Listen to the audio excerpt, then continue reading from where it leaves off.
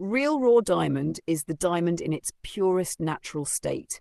It is the untouched treasure that slips from deep inside the Earth's mantle to the surface, carrying the quiet fire of millions of years. Before cutting, polishing, or shaping, a raw diamond looks nothing like the sparkling gemstones you see in jewelry stores.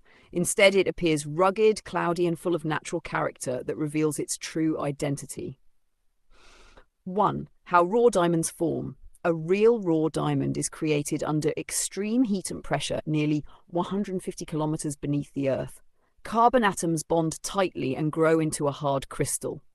Volcanic eruptions then carry these crystals upward through kimberlite pipes, where humans later discover them. Each stone is a geological story frozen in time.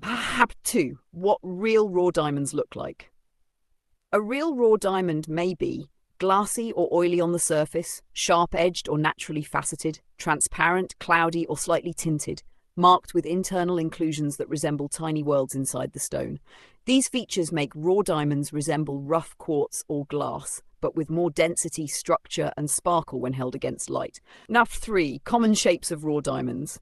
Nature is not a jeweler, so real raw diamonds rarely look perfect. They often appear as octahedra, cubes, triangular twins, irregular shapes. Each form is influenced by how the crystal grew underground. 4. Why raw diamonds matter.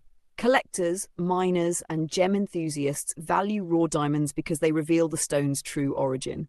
Their natural form helps experts determine authenticity, quality, potential value before cutting. For many people, raw diamonds hold a stronger connection to nature than polished stones.